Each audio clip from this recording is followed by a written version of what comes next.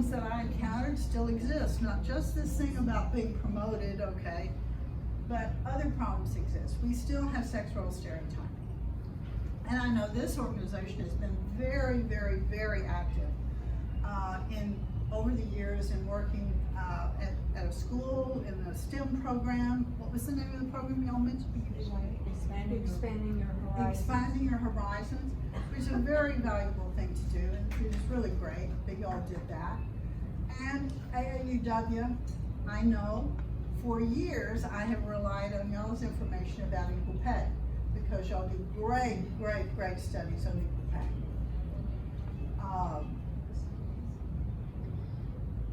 I tell people that, you know, if you have an advanced degree, I think your data shows that over the course of your work life, you lose something like $7 million. A much nicer car. If nothing else, you could decide what charities benefit from that. I could be much more generous, okay? I could wear custom yoga pants.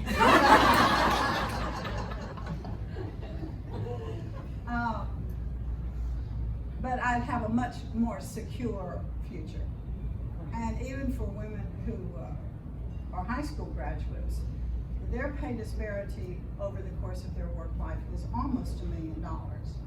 And that's the difference between being able to put your kids in college and pay for it. It's the difference in the neighborhood that you live in, being able to buy a home. Again, you know, really to understand the systemic nature of the discrimination that was going on. That it wasn't just me. In fact, I was the lucky one. I was, okay? Even though I was underpaid, I was being paid a lot, okay? Compared to what most women were getting, okay? I was the lucky one. And my feeling about that is if you're the lucky one, then you need to pay back by going out and trying to help other women. And that's why I became very involved in the women's rights movement and have been involved in the women's rights movement since the 1970s and been an activist over all those years. When I was in the district attorney's office, after I went to law school, I was in was the first felony prosecutor in the domestic violence unit. I do this work with James Due Process where I represent these pregnant teenage girls. I have always found a way to work to help other women. And I want to encourage all of you to do that as well. This is a great organization with a great history. And I'm very familiar with your history, okay? Because all the way back into the 1970s, we've been lobbying together on issues like the Equal Rights Amendment, which still is not law, to make that go into effect. And it's not happening. They had another Equal Pay Act that was voted on in Congress just the other day. It failed by 1 vote in the Senate, in the U.S. Senate. And the AAUW has been on record for comparable pay legislation all these years, okay? So I hope you have Mr. Cruz and Mr. Cornyn on your speed dial, okay? The Violence Against Women Act is still unfunded. Trying to stop violence against women, but it is still unfunded. It's passed the House, and it's sitting in the Senate. As I said, I hope you have them on speed dial. I text them all the time. I have an app on my phone. Actually, it faxes them is what it does, called ResistBot. And I can wake up in the middle of the night. I often have insomnia. I can wake up in the middle of the night and write a hot letter to Mr. Cruz or Mr. Abbott, a whole variety of people. So I'm often sending them missives, okay, which they don't do anything about, but they can't say nobody has said so that they need to pass this stuff. But we now have a big attack on voting rights going on. All right.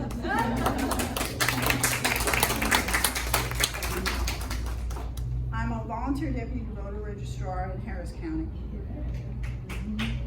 And I work really hard at registering voters and trying to get voters to turn out to vote. How many in the room are volunteer deputy voter registrars? 1, 2, 3. Okay, the rest of you should be ashamed. That's basically what the qualifications are. You don't actually have to be a registered voter. You just have to be qualified to be a registered voter. And you can be a volunteer deputy voter registrar in other counties as well. You don't have to live in the Harris County provides these Zoom classes periodically. It's free. It takes 1 hour. You just watch the Zoom and you have to register in advance for it. And about a week later, you'll get your credentials saying you can go register voters in Harris County. And some people do events,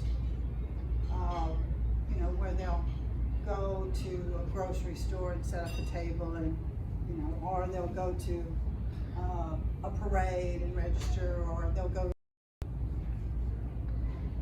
just registering voters on an opportunity basis. Okay? I'm checking out at Office Depot. I say to the young clerk, "You have to be registered to vote?" "No." "How would you like to register to vote?" Okay?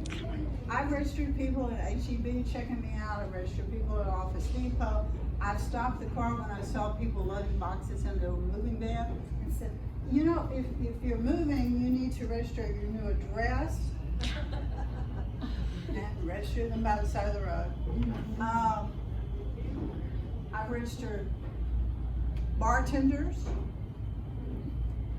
servers at restaurants, hotels. Their dog the other day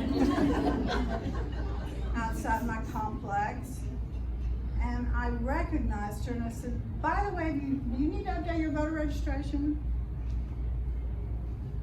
You can, and I register these girls if they're within 2 months of being 18 that I represent in judicial bypass cases. So I don't register this humongous quantity of people, but I routinely am registering voters. I carry this stuff around with me. I have my credential with me right now. And it's a great way to work for your community and show community involvement. And we really do need to make sure that people vote. We have a lot of things that need to be changed. We still have great underrepresentation of women in Congress and in our state legislature, and that can change, but it's only going to change if women and men who care about those things get involved. We've gone backwards in some ways with computer science and women. In my era, 38% of the computer programmers were women. It's now dropped in half. It's about 18%. And that's because it's become lucrative, and as the money goes up, women go down. Okay? So there's lots of work to do. But I know that many of y'all are looking for things to do. The high schools are supposed to register their students. They don't. Okay? Mainly, and I'm not going to complain about that and those people. I mean, they're there to teach, okay? They're not there to be voter registrars, so why don't y'all sign up and go and register people at high schools? Yeah. I was alarmed for not too long ago to read that in the oil and gas industry, only 22% of people in that industry are women. I mean, it's incredible to me. This is 2020, 21. Exactly. Yeah, they're not doing a lot of this. There's very low representation still to girls much younger. Most of the STEM programs are directed at high school or college girls, and that's great, but the truth of the matter is the stereotyping starts happening when that first pink blanket is put over their bodies as they leave the hospital, okay? And these girls, to learn about these opportunities, they need to learn about them going all the way into elementary school or even preschool, because the stereotyping is happening that early. I deal with these teenage girls, and you know, they rarely, you know, they say, I'm gonna, you know, I want to be a hairdresser or work in a restaurant, or you know, very stereotypical things still. And these are girls that are A students in math. And I'm always saying to them, have you thought about maybe becoming an astronomer?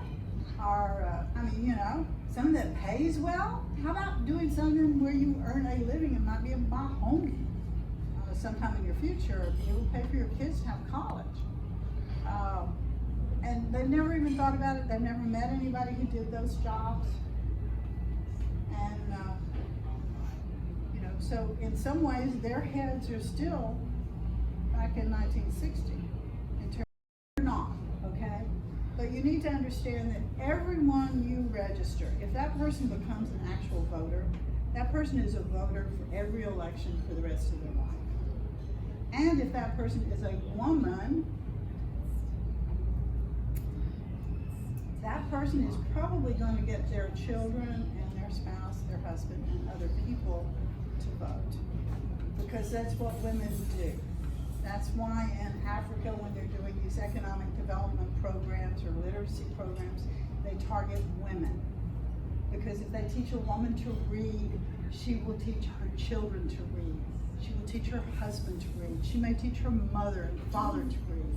If they teach a man to read, it stops there.